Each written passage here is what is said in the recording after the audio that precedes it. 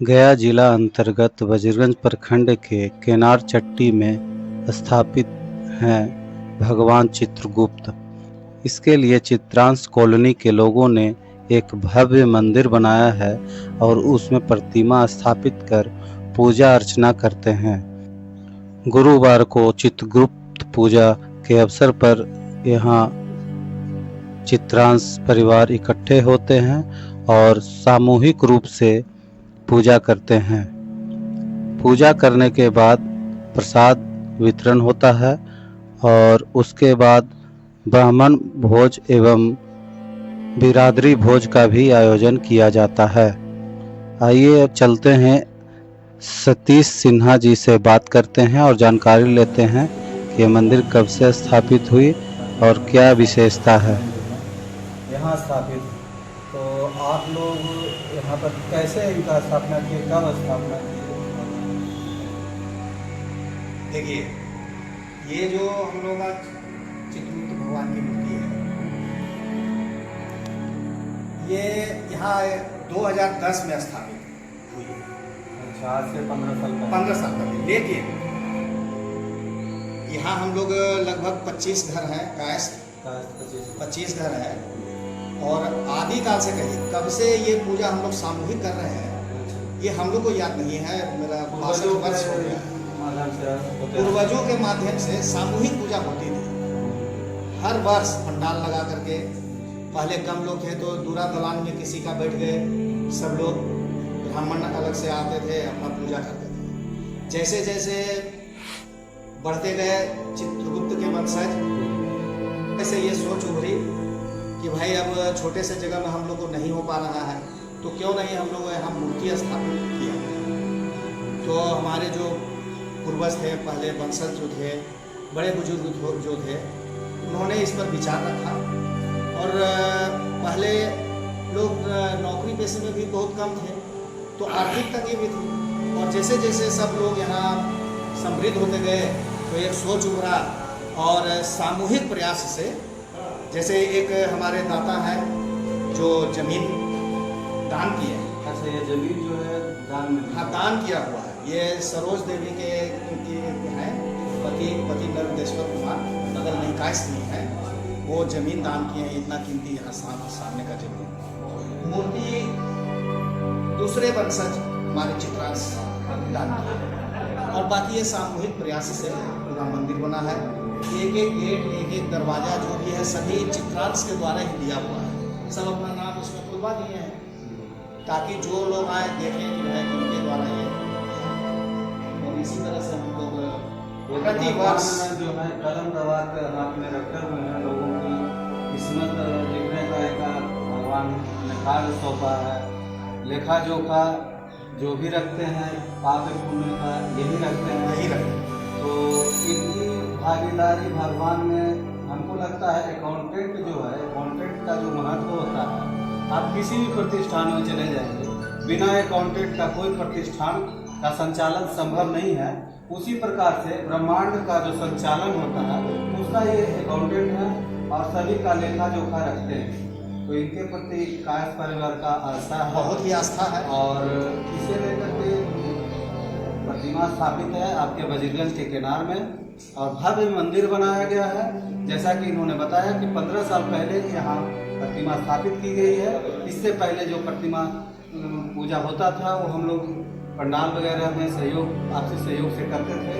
बाद में सभी ने प्रयास किया कि एक इनकी स्थापित की जाए प्रतिमा, उसके लिए भव्य मंदिर का निर्माण किया गया और आज यहाँ प्रतिमा का पूजा अर्चना किया गया।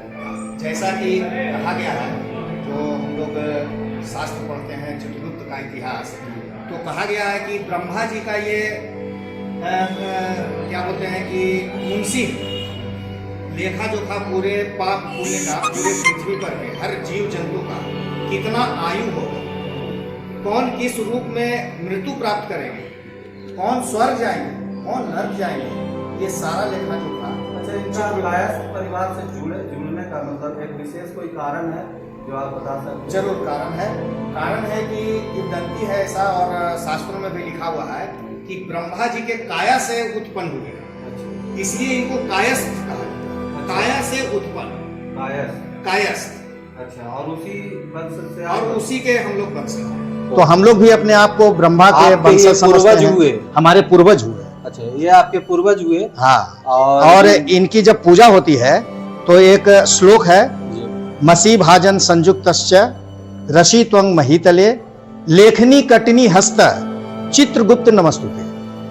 चित्रगुप्त नमस्तुभ्यम लेखका अक्षरदायकम कायस्थ जाति मां साध्य चित्रगुप्त नमस्तुते। ये इनका मुख्य श्लोक है और उसी श्लोक को यहाँ। अच्छा, ये जानकारी तो आप लोगों को जैसे प्रखंड क्षेत्र में होगी ही सभी को कि कितने कायस्थ परिवार हमारे हैं, तो सभी लोग आते होंगे यहाँ पूजा अर्चना के लिए। आज के दिन खास करके आते हैं सभी को। हम लोग खास करके उनको सूचना देते हैं। जैसे सिन्हा कॉलोनी में है, वजीरगंज के, फिर अभी हमारे 12 भिठिया में भी करीब 5-6 घर कायस्थ वहाँ हैं। आसपास क्षेत्र के वो यहाँ आते हैं और पूजा अर्चना करते हैं। खास करके आज के दिन तो जरूरी से पहुँचते हैं जी। और यहाँ पर आप देख सकते हैं यज्ञ कराने के लिए कितने मतलब रखे हुए हैं, संसाधन बना हुआ है। यज्ञ हो चुका है और उसके बाद हम लोग पहुँचे हैं, तो यहाँ पर की व्यवस्था आपको हम दिखाने का प्रयास किए हैं। आज यहाँ लगभग यहाँ पूजा तो की है हम लोग 65 लोग। अच्छा, 65 लोग इकट्ठे बैठ करके पूजा की। अच्छा, यहाँ 65 लोग बैठ करके पूजा किए हैं। अच्छा। और फिर पूजा के बाद से जो दर्शन करने आते हैं वो लगभग 500 लोग आ जाते हैं। 4-5 जो चित्रांश नहीं भी हैं। अच्छा, वो लोग भी गांव के लोग आते हैं। आज जो इनके प्रति आस्था रखते हैं, श्रद्धा रखते हैं जी, वो भी यहाँ आते हैं। हाँ। और नित्य प्रतिदिन भी इनकी पूजा की जाती है। और जो इनके श्रद्धालु हैं विशेष करके, वो प्रत्येक दिन आकर के इनकी पूजा अर्चना करते हैं और मंदिर का देखभाल रख रखाव अभी ये लोग कर रहे हैं। अब इसके बाद क्या होगा? अब जैसे आज पूजा समाप्त हो गया तो आज हम लोग ब्राह्मण भोजन करवाते हैं पंडितों को। ब्राह्मण भोज। और कल हम लोग का बिरादरी भोज होगा। बिरादरी भोज जी। पूरे मोहल्ले के जितने भी महिला पुरुष बच्चे शिशु जितने भी हैं सभी लोग का भोजन इकट्ठे यही बनेगा और हम लोग उसको बिरादरी भोज कहते हैं। बिरादरी के लोग सिर्फ उसमें भोजन करते हैं। बिरादरी के लोग जी, अन्य लोगों को उस दिन हम लोग निमंत्रण नहीं देंगे। ये बिरादरी भोज है तो स्पष्ट रूप से है हाँ कि ये बिरादरी भोज बिरादरी के ही लोग ग्रहण करेंगे जी। और उसमें भी संख्या इन लोगों को अच्छा खासा हो जाता है, क्योंकि बता रहे हैं कि यहाँ कितने घर बोले, यहाँ हम लोग 25 घर। अगर एक परिवार में 10 लोग भी हैं तो 250 लोग लगभग ग्रहण करेंगे। तो बिरादरी भोज का भी आयोजन करते हैं और बाकी सारा चीज़ जो भी व्यवस्था है वो खुद इन्होंने अपने समाज के लिए तैयार करके रखा है। कहीं से किराया पर नहीं लाना है, कुछ नहीं करना है। तो बहुत बड़ी बात है।